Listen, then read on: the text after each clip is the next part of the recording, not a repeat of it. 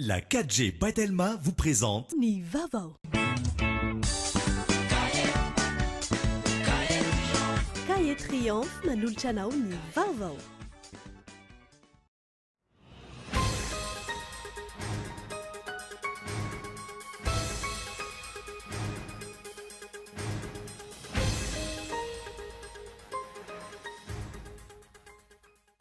Mariny tsy fanarahan-dalàna nitranga nandritra ny fividianana filoham-pirenena farany teo raha nambaran'ny Dr Jean-Louis Robinson nandritra ny fandarana confession izay arahanao eto amin'ny Cool TV FM. Tsy mitana ny teny nomeny teo mason'ny mpitondra fivavahana ihany koa ny filoham-pirenena raha nambarany. Indronanao antsoavy tamin'ny filoham-pirenena ny SMM saingy tsy nahita avokany avokoa. Tsy firarahiana ny fitakiany izy ireo no andraisan'ny syndikan'ny mpitsara ny fihetsiky ny filoham-pirenena. Tohizana hatramin'ny alarobia izao ny fionana amin'ireo kandida miisa 500 ataon'ny komity mpifantana ny ho mpikambana ao anatin'ny CFM raha tokony ny farana androany. Ny tsy fahampian'ny fotoana no antony izany raha ny fanazavana azo. Manao fitondrana amin'ny tanila ny manam-pahefana ao Ambilobe sy ao Antsohi hoy ny mpitatitra fiara vaventy. Misy amin'izy ireo no avela mitondra entana mihoatra ny fatra farany azo entina. Maresaka iraisam-pirenena kosa indray dia nisehoana tranga asa famporona tao Ouagadougou. Hatreto olona 17 no voalaza fa namony ainy tamin'izany ary ampolo maro no naratra. Ny andedinindreo arahanao afaka fotoana fohy.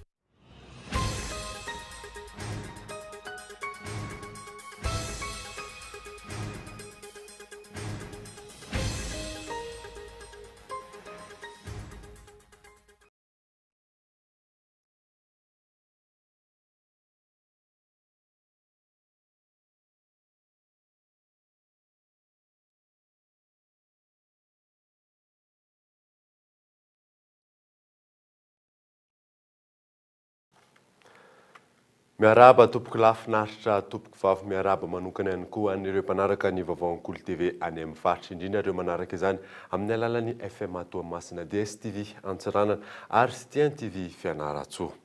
Ny anomboantsika ny vaovao dia maro ny tsy fanarahan-dalàna nitranga nandritra ny fividianana filoham-pirenena farany teo raha ny nambaran'ny Dr Jean-Louis Robinson nandritra ny fandarana confession izay arahanao eto amin'ny Cool TV. Tsy mitana ny teny nomeny teo mason'ny mpitondra fivavahana ihany koa ny filoham-pirenena raha ny nambarany Lili Rabiata. I Dr Jean-Louis Robinson no vahiny ny fandarana confession teto amin'ny Cool TV tamin'ity volana aogositra ity. Nandritra io fandarana io, ndroso tamin'ny confession ny mpanao politika. Novakiny bantsilana fanahitana trangana tsy fanarahan-dalàna maro ny fifidianana filoham-pirenena farany teo. I Dr Jean-Louis Robinson izay kandida nandritra io fifidianana io tsy nifaninana tamin'ny hery Rajaonarimampianina nandritra ny fihodinana faharoa. Nisy anefa fifanarahana teo amin'ny kandida roa toto taoriny ny fifidianana hitandrona ny filaminana eto amin'ny firenena. Isan'izany fifanarahana izany izay natao teo amason'ny mpitondra fivavahana eo anivon'ny FFKM ny tokony namerenana ny fanisambato ka izay tapaka taorin'izay dia ekeny ny kandida roa tonta. Tahaka izao ny ampahany tamin'ny fandarana confession io.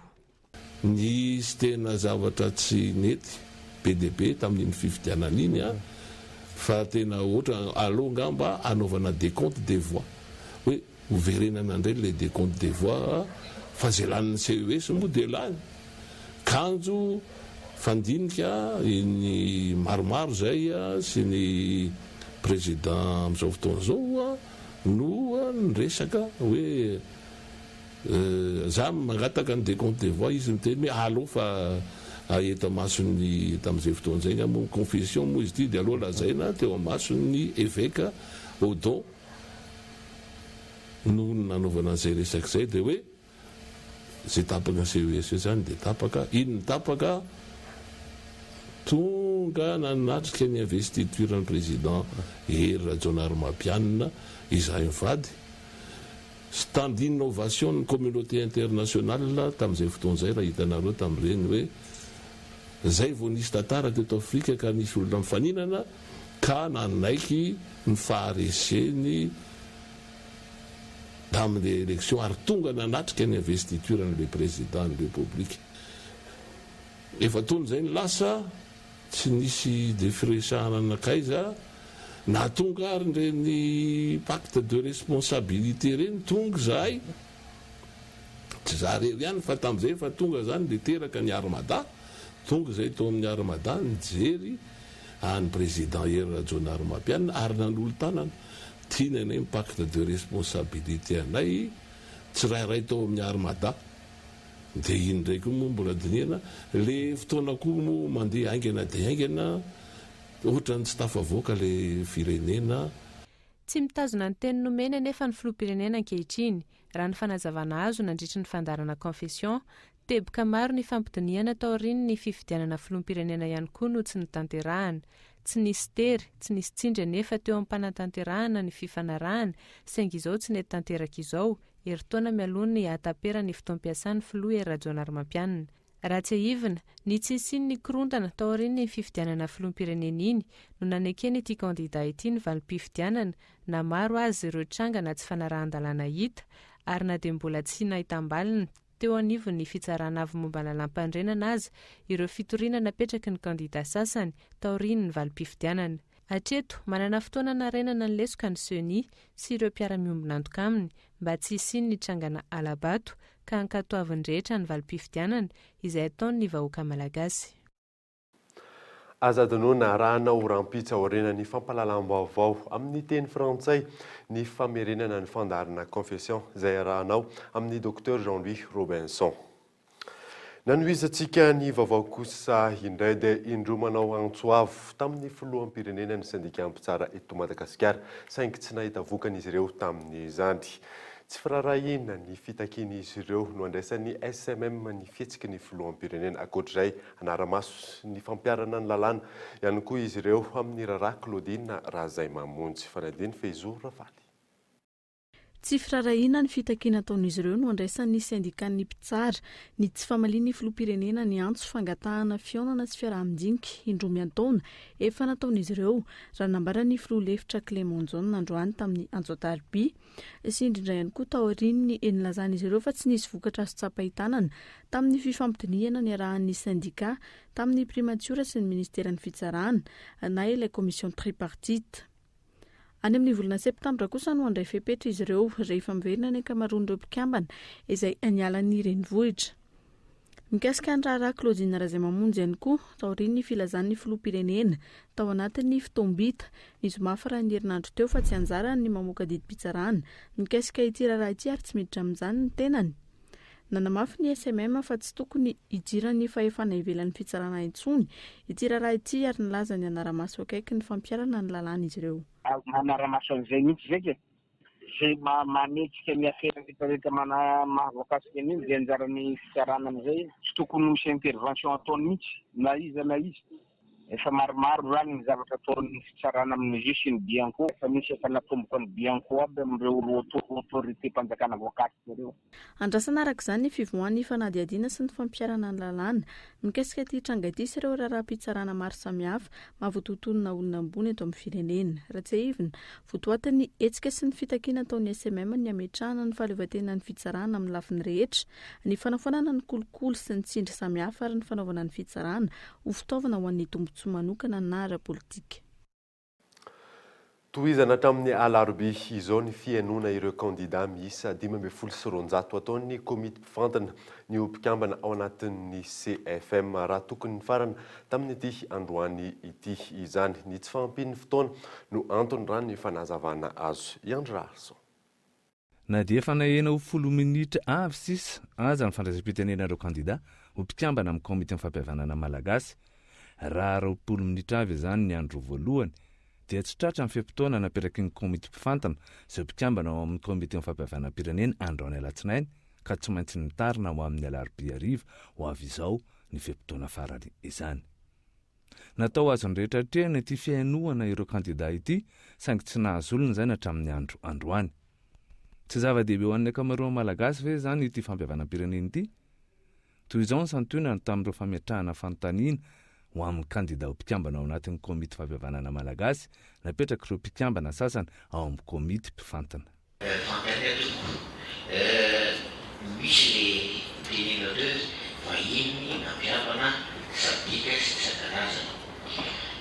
Tsy tatao hoe fa lasa vomaika fampidina no ataony ndraindray nahoana no antony zany tsy mety tonga zay da mitsika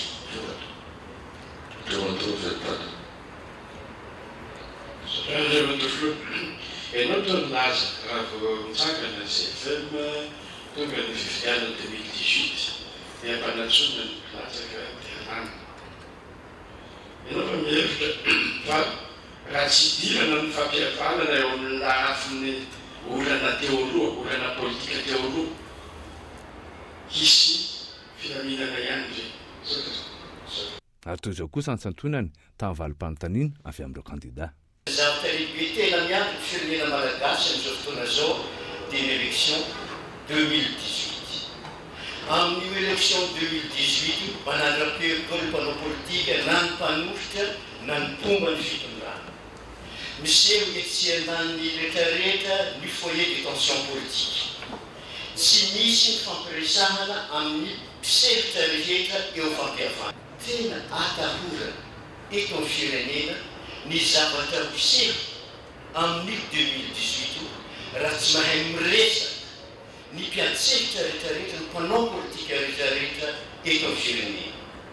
Raha tsy haivina, efa nisy ny komite fampihavanam-pirenena ny samy malagasy teo aloha. Efa nisy ihany koa ny fampihavanam-pirenena no tarihan'ny filoham-piangonana mivondrona amin'ny FFKM saingy tsy niteraka vokany azo tsapain-tanana ao amin'ny fampihavanana izany hatreto. Izany no antony ananganana indray ty komite fampihavanana malagasy vaovao ity. Raha ny fantatra, 700 tapitrisa ariary no volana tokony fitondrana na ampiasain'ny FFM teo aloha. 520 tapitrisa ariary isam-paritra no nolanina tamin'ny atrikasa, izay mbola tsy hita taratra ny vokany satria tsy nisy ny fampahalalana izany ny vahoaka. Hatreto, mbola tsy fantatra marina ny teti-bola ho ampiasain'ity komite fampihavanana malagasy ity. Tsy milaza mazava zany ihany koa ny lalàna laharana fa 9.4 tsipika 870 mikasika ny fananganana ity komite fampihavanana malagasy vaovao ity, na dia voasoratra mazava ao aza ny amin'ny FNS na ny Front National de Solidarité ho entina anonerana ireo niaram-pahavoazana. Iakatra tribunaly amin'ny alarobia fa 14 aogositra ho avy izao ihany koa ny tompon'ny gazety Free News. Otoany raharaha mampifanolana ity gazety ity sy ny filohan'ny anteny Mirandoolona. Fampiasana ny fitsarana ho fitaovana politika ity raharaha ity raha nambaran'ny filohan'ny syndicat-mpitsara eto Madagasikara. Andry Rarsontra. Na dia efa nisy aza ny fanelanelana nataony lavitry ny mpanao gazety malagasy teo amin'ny filohan'ny anteny Mirandoolona sy ny gazety Free News mikasika ny lahatsoratra navoaka n'ity gazety ity dia mbola nampiakatra ny rarany anivon'ny fitsarana ihany ny filohan'ny anteny Mirandoolona. Lahatsoratra izay nivoaka tamin'ny 20 volana May taona 2024 lasa teo nitondra ny lohateny hoe manangana trano mijoalajoala misy rihana 10 Rakotomanana Honoré no anton'izao fitoriana izao.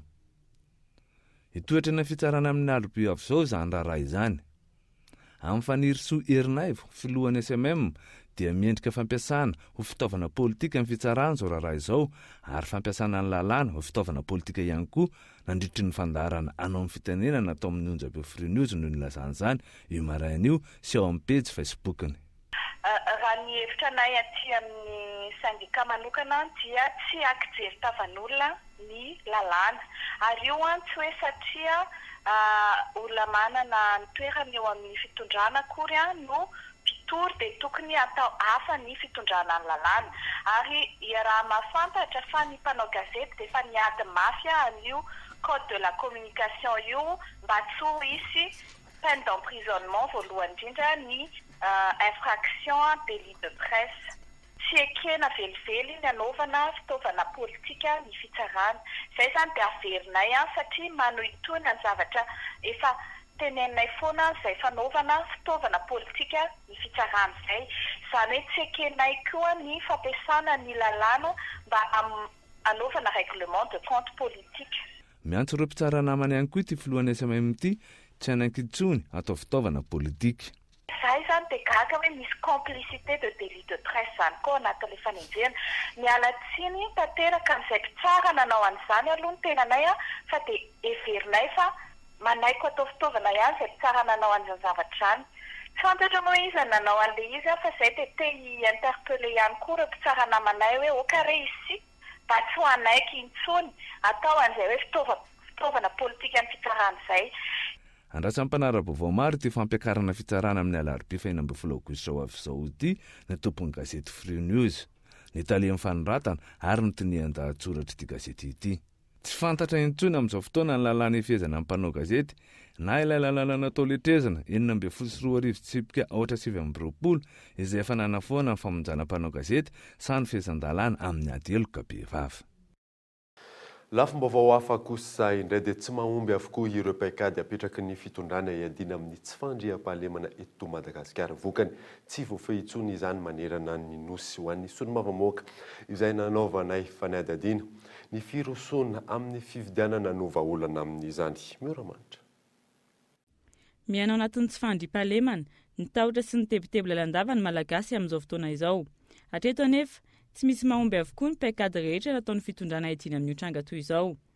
Alatromby, fanendahana, vakitrano, fanolanana, alabotry, sintomahery, fakanakeriny, fisaram-bahoaka, ireo ny endriky ny tsy fandriam-pahalemana mameno ny andavanandrom-piainan'ny malagasy.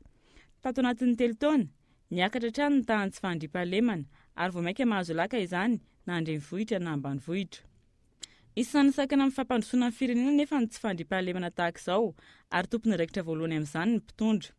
Araka ny hevitry ny solombavam-bahoaka iray, tsy nahitana fahombiazana ireo paikady apetraky ny fitondrany iadina amin'izany tsy fandriam-pahalemana izany. Ny firosoana amin'ny fifidiana vaovao ny vahaolana araka ny fanahian-keviny hatrany. Fitondrany tsy mahafehy an'izany fandriam-pahalemana tsy afaka akory mba hanome fitoniana ny vahoaka na dia mahantra ane ka raha mba misy ny fitoniana amin'ny fandriam-pahalemana mba hafana izay fa ny fitondrana tsy mahatanteraka an'izany dia tokony atsiaro teny izy. Tokony mety amin'ny atsehanao sakasakana inona izy ny rosoana eo amin'ny hoe fanomanana an'izay isolo an'io fitondrana io tokony hosoloana io ary ny fomba fanoloana azy ny fielahany dia amin'ny alalany sy fitombahoaka malalaka tsy anteritery fa safidy malalaka. Fa za dia milaza aminao fa raha amin'izao fotoana izao ary ho tonga moa zany ho tonga ny fotoana isafidianany vahoaka fa io fanjakana io tsy hamita aoka tsy hamita tena izy fa naiza alea dia efa manambara tsy izy.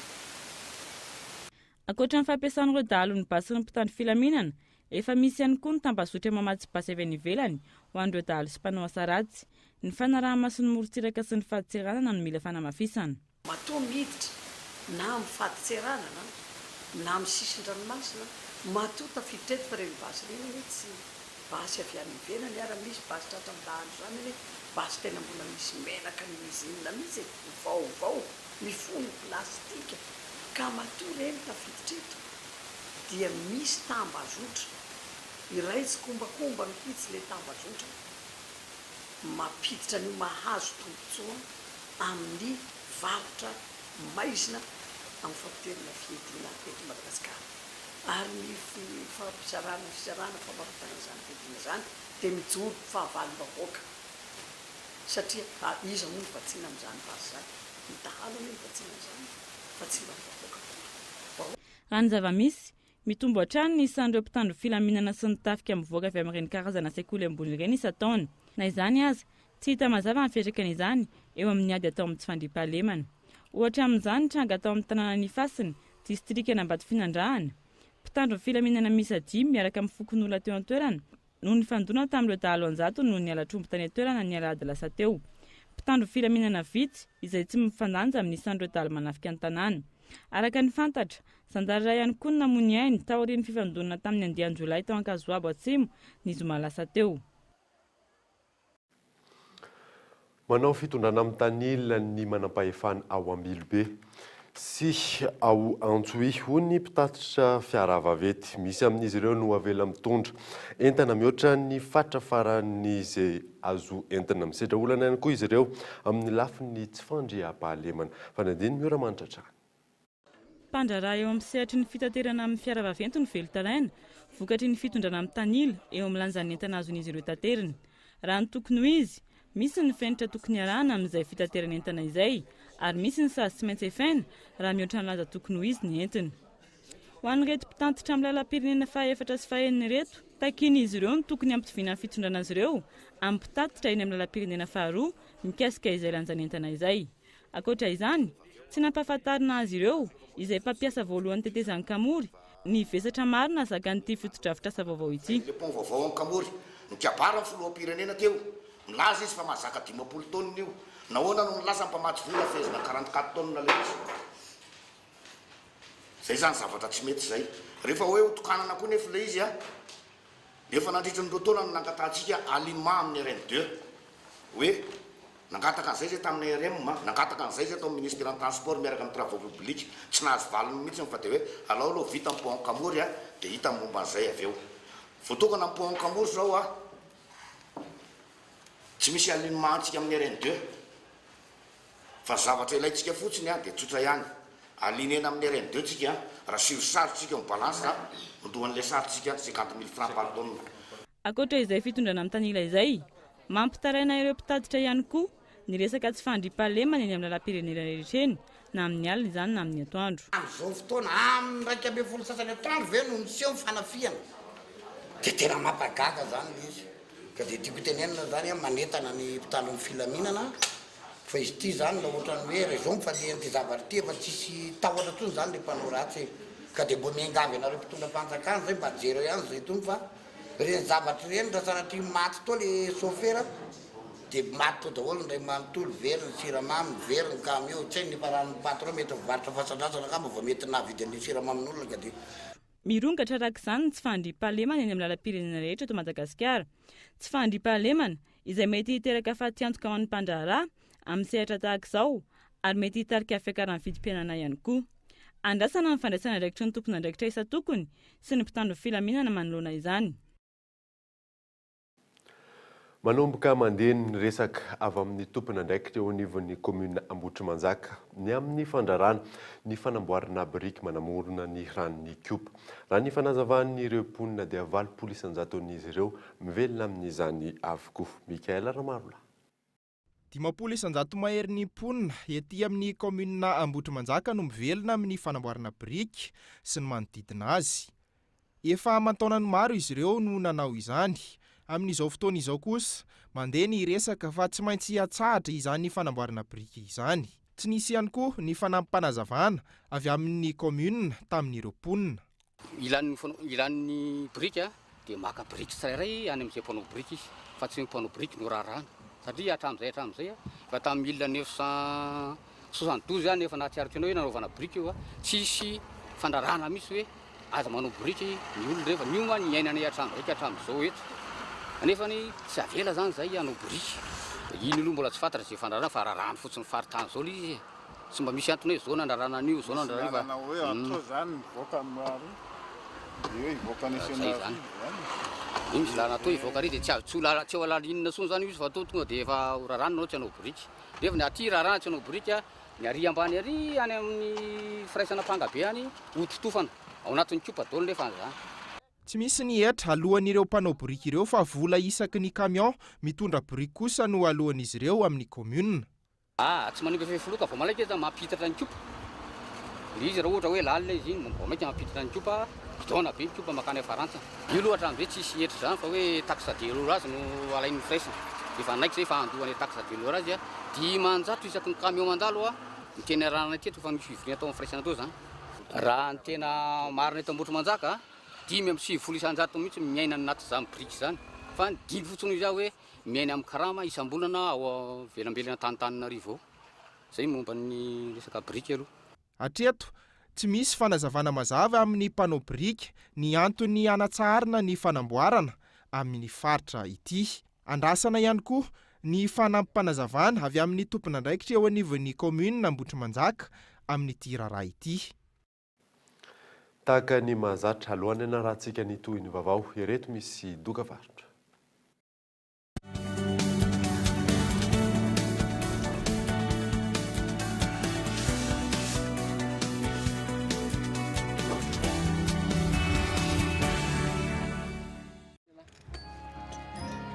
Volona lasa Parabola ndray zao ny tena sura mila engagement ve tsy mila décodeur 0 ariary sura fa zay vao teny ivoaka ny sary sura oya oe sura idirana idura sura Sura Parabole Madagascar, tsy misy engagement sady maimay pona ny installation. Parabole Madagascar, la télé comme je l'aime. Le 4Gen, c'est le premier smartphone 4G by Telma. L'unique réseau 4G de Madagascar. Avec son écran 5 pouces, capture tes moments forts en photo 8 mégapixels et en vidéo HD. Tes selfies seront sublimés avec ses 2 mégapixels et encore plus fun avec la reconnaissance faciale. Sois 4Gen avec le smartphone 4G by Telma. En ce moment, à 194 000 arrières seulement. Telma, numéro 1 des smartphones.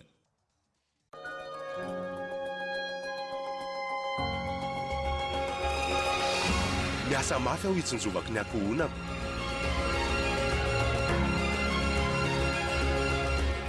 Vonona trany aho hanampy ny mpiarabelona amiko.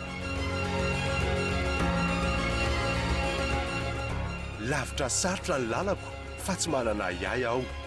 Fa ny tena mahafaly ahy indrindra dia mihaona amin'ny ankohonako.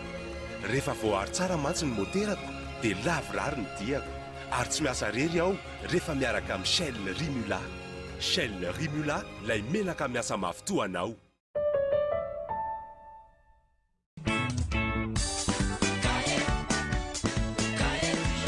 Zay mitady raha tsara sady manara-penitra ho an'ny zanaka surempianaka. Zegny ny mahatonga izahay mampiasa izy io nolova sono tegna sarobidy. Tegna mazava ny sady fampiasa andavanandro mampazoto matentsekoly amin'ny fahatsarany.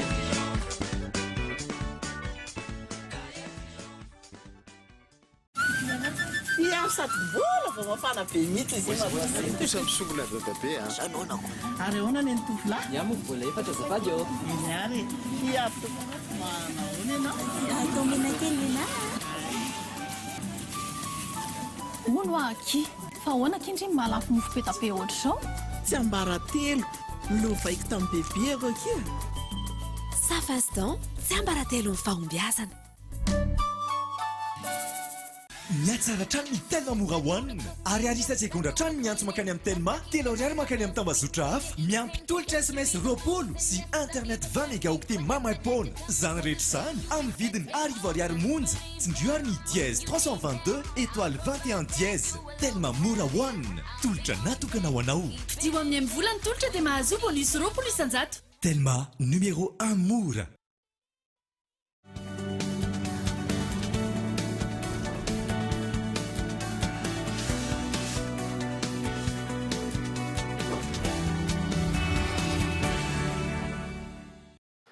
Miverina eto amin'ny fampalalam-baovao isika mahakasiky ny toetry ny andro kosa indray dia hifarana androany ny herika anomboka hiakatra ny maripana saingy tsy mbola hiala tanteraka ao anatin'ny vaninandro ririnina ny eto Madagasikara raha ny fanazavana azo teny amin'ny sampana mpamantatry ny toetry ny andro tamin'ny ity androany ity. Michela Ranaritsona. Anomboka hiakatra ny maripana eto Madagasikara raha ampitso talata hiakatra miandalana ny maripana saingy tsy mbola mivoana ny vaninandro ririnina. Hifarana ihany koa ny herika, mbola mangatsika ny maraina, mafana ny atoandro ary angatsika ihany koa ny hariva. Mikasika ny toetrandrontsika indray zany zao raha vinavinaina zany hatramin'ny farany herinandro dia aleo aloha ny atombotsika ny androany. Zany hoe azo lazaina somary farana androany zany ilay herin'ilay anticyclone androany alatsinainy dia mbola andrahoana zany amin'ny ankapobeny saika manerana nosy zany hoe bebe kokoa zany ny rahoana fa manomboka rapitsy kosa izy dia somary iova tanteraka satria misy an'ilay front zany ao atsimo Madagasikara ao amin'ny ankapobeny zany dia saika izay daholo indray manomboka rapitsy no amaritra toerandro araka ny vinavina zany dia somary maina ny ampovoantany ny ilany atsinanana mahazo orana malefa. Amin'ny ankapobeny ny tapany atsimon'i Madagasikara azo zavona bebe kokoa, azo masoandro ny ambiny, ny ilana sanana kosa tahaka ny mazatra, azo orana ao anatin'ny 3 andro. Etsy ankilany any amin'ny volana oktobra ary mety hiotran'izay vao vinavinaina hifarana ny ririny eto Madagasikara ho amin'ity taona ity raha ny fanazavana hatrany. Raha ampitahina tamin'ny herintaona taraiky ny dirina tamin'ny ririny ary torak'izay ihany koa ny fiafarany. Raha ohatra fotsiny zao no arina tamin'ny herintaona dia somary lasa aloha zao ny ririnina tamin'ny herintaona, tena hoe volana May paraparan'ny volana May any dia efa nirotsaka. Ny tamin'ity somary tsy dia hita loatra zay fa ataontsika hoe tamin'ny 10 volana Aogositra zany vao tena nirotsaka izay ririnina izay. Zay zany no raha azo tara zany tamin'ity ny ririnina. Eo indray tsika mahita azy na ho tara ve ny ririnina ririnina sa hiafana aloha dia ho hitantsika eo fandehana aloha, fa tamin'ny herintaona dia somary lasa aloha kely ny ririnina.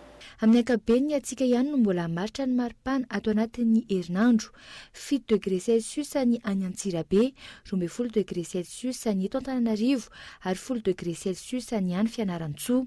Izany hoe mandinina ny 7 degré Celsius ny maripana ambandrindra ary mety hahatratra 20 degré Celsius ny ambondrindra. Tokony hivona araka izany ny tsirairay amin'ny mety ho fiovaovan'ny toetry ny andro. Vinavina ihany mantsina ny fanazavana azo teny amin'ny sampana mpamantatra ny toetry ny andro. Ny taksibe indray izao ny lasibatra ny Jolay eto Andrenivohitra ny farany herinandro teo. Mpandeha iray taksibe mihazo any Ambatomaro no voaroba tamin'ny 7 ariva. Fanadina. Manao toy vakana ny fanafian Jolay ny taksibe eto Andrenivohitra. Mpandeha taksibe zotra 770 mihazo any Ambatomaro ny asabotsy teo tokony tamin'ny 7 ariva no nisy nanakana. Efa nanakaiky ny fiafaran'ny taksibe no nitranga ny loza. Nisy 3 lahy nanakana toy ireny mpandeha ireny. Vao tafiditra izy ireo dia namoaka ny antsy ka nandrahoana ireo mpandeha rehetra. Ny amoaka ny vola, ny finday ary ny firavaka rehetra. Nisy lehilahy iray tanapolo no nikasa anohitra ireo Jolay saingy tsy nahavita. Naratra ny tenany, isan'ny voaendaka ihany koa ilay sofera izay ny tantana ny vola azo nandritra ny tontolon'ny andro. Rehefa vita ny asa ratsy dia nandeha tsy nisy tahotra ireo Jolay. Ilay resevera kosa no tafanitsoaka vao nanomboka ny fanafiana. Tsy vao izao no nitranga ny fanafiana taksibe teto Andrenivohitra. Vao 4 andro monja izay ny mpandeha rehetra tao anaty taksibe iray no nisy nanendaka tamin'ny 7 alina teo Andavamamba. Lehilahy 4 no niditra tao anaty taksibe, namoaka ny basy sy ny nandrahoana ireo mpandeha. Toa ireny ny tatirakitra ireny ireo mpanendaka naka ny vola, ny finday sy ny firavaka ireo mpandeha. Mateti-pitranga eto Andrenivohitra ny fanafiana taksibe, tsy ahitan'ny mpitondra vahaolana ny momba izany tsy fandriam-pahalemana izany na eto Andrenivohitra na any ambanivohitra.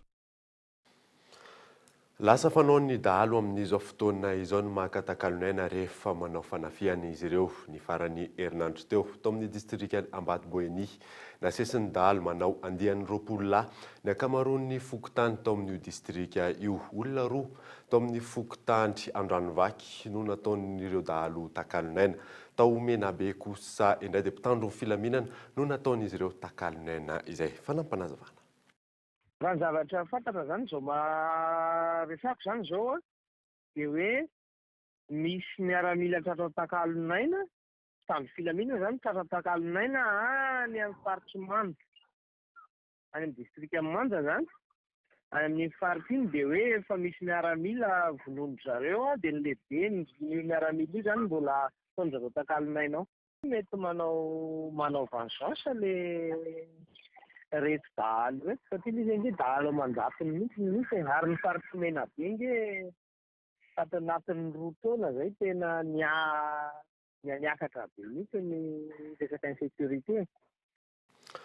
Tontolon'ny hosodoko kosa indray dia mbola manintona ny olona amin'izao fotoana izao ny sary hosodoko. Sehatra iray ahafahana maneho ny fihetsem-po izany sy ny ankanton'ny zavaboary na ankanton'ny firenena. Tsy vitsy amin'ireo mpanakanto no mbola voasarika amin'ny fampirantiana ny toerana manatantara eto Madagasikara. Fanadina.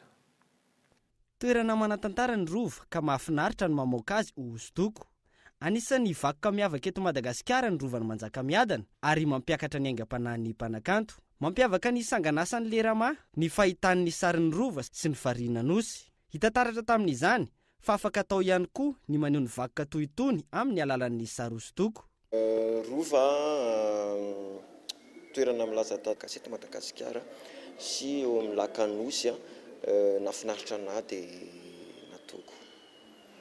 Ny mémoire visuelle ny tena miasa mandritra ny fanaovana sary hosodoko hoy ny voalazan'ny Lerama, izay zavatra hita eny amin'ny tontolo ambanivohitra no avotra ho tonga hosodoko. Raha ny fanazavany, ny endriky ny tanàna sy ny fiarahamonina malagasy no asehony. Hosodoko amin'ny alalan'ny loko menaka eo ambonin'ny lamba no tena ataony araka izany. Miasa saina ary mila fanazarantena ny famoahana ny sary hosodoko. Ilaina ihany koa ny fitadidiana ho hiatrany ny fanazavana.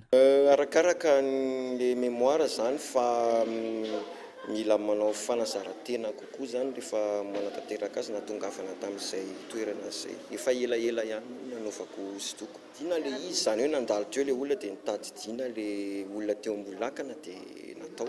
Fa eny toerana daholo no fanatanterahako ny hosodoko zany makeny amin'ile toerana mihitsy ny ahako. Maro ireo karazana sary hosodoko hita teny an-toerana. Anisan'ireny ny sary hosodoko vita avy amin'ny ratin'akondro, ny hosodoko avy amin'ny loko menaka eo ambonin'ny lamba izay nampiratiana ireo mpanakanto ny isanganasany. Samy manana ny mampiavaka azy ireo mpanao sary hosodoko mandritra ny fampiratiana ao amin'ny tahala-rarasina Analakely izay niantomboka ny herinandro lasa teo. Vaovao ara-panatanjahantena kosa indray dia fandresena no andrasana amin'ny lalao mivelona eo amin'ny Barea Madagasikara sy Angola hoy ny mpanazatra ny ekipa pirenena malagasy Ro Auguste Antony. Efa zatra amin'ny lalao anton'olona isika. Iona saina. Mampitoetra mitsangana ireo mpankafy baolina kitra ny lalao teo amin'ny Barea de Madagasikara sy ny ekipa ny Angola omaly tao amin'ny kianjabeny Mahamasina. Ady sahala no ny sarahana haotra ny ohatra. Raha ny nambaran'ny mpanazatra ny Barea de Madagasikara, Ro Auguste, mila amboarina sy amafisina ny teknika ampiasain'ny Barea. Samy manana ny maha izy azy samy nareo fitovina fa mety diso zay tamin'le somary nanao baolina ambony zany amin'izareo tsy tonga dia zareo zany no miimposer raha vao ny ambony fa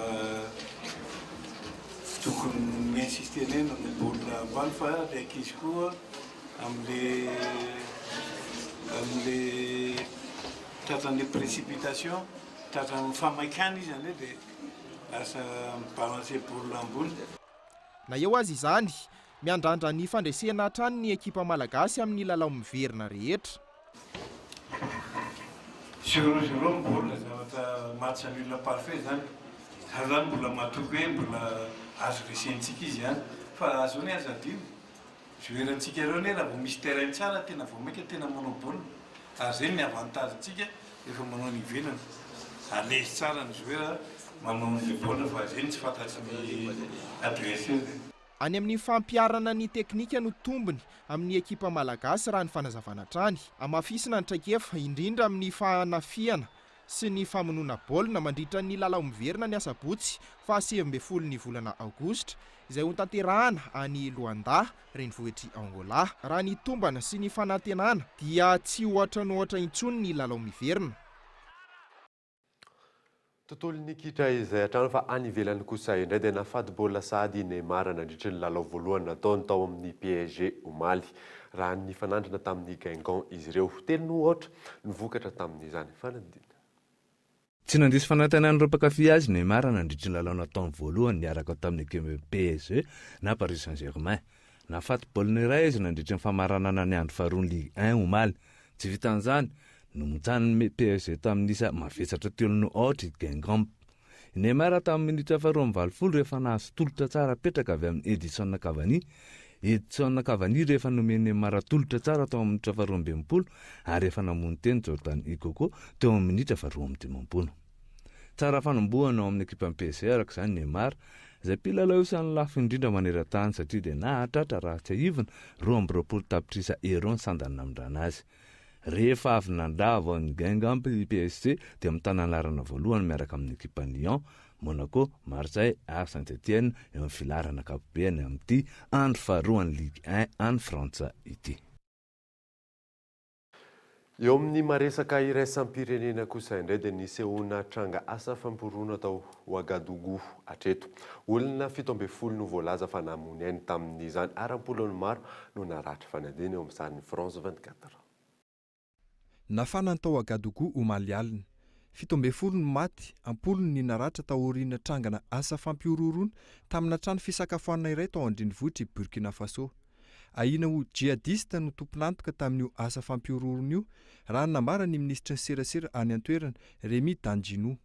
Tamin'ny 7 ora alina no nitrangana fanafiana miendrika fampiororona ny trano fisakafoanana Istanbul eo amin'ny avenue Kwame Nkrumah ao Ouagadougou. Izay no fanambarana nataony gouvernemanta.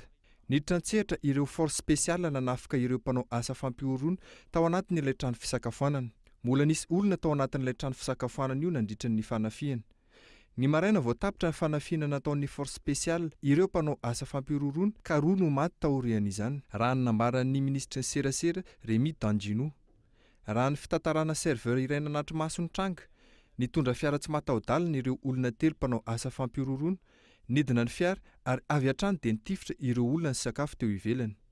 Raha tsy ahivana, tamin'ny volana janoary 2014 no nitrangana asa fampiororona ny toerana fisakafoanana iray Café Cappuccino 200 metatra akaikin'io restaurant Istanbul io. Olona 30 no maty tamin'izany ary olona 170 no naratra. Alohan'ny sarana daverina aminao ireo vaovao nisongadina tamin'ity alina ity. Maro ny tsy fanarahan-dalàna ny tranga nandritra ny fifidianana filoham-pirenena farany teo raha nambaran'ny Dr Jean-Louis Robinson nandritra ny fandarana confession izay arahanao eto amin'ny Cool TV. Tsy mitana ny teny nomeny teo mason'ny mpitondra fivavahana ny filoham-pirenena raha ny nambarany. Indro nanao antsoafo tamin'ny filoham-pirenena ny sindika mpitsara eto Madagasikara saingy tsy nahita vokan'izy ireo tamin'izany. Tsy firarahina ny fitakian'izy ireo no andraisan'ny sindika mpitsara eto Madagasikara ny fihetsiky ny filoham-pirenena. Ary farany mody atoizana hatramin'ny alarobia izao ny fihainoana ireo kandida miisa 520 ataon'ny komity mpifantana ny mpikambana ao anatin'ny CFM raha tokony farana tamin'ity androany ity izany. Izay mamarana ny vaovao tamin'ity alina ity. Ankasitrany ianao nanaraka izany soavamandry dia veloma mifoha daholo tompoko.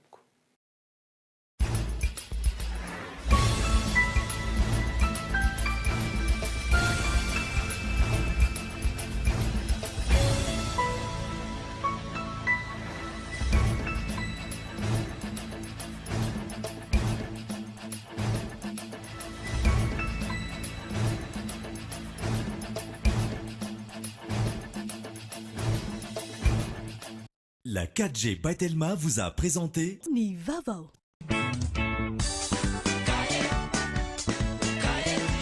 Narainao teo ny fampalalamba vao niaraka tamin'ny Cahier Triomphe.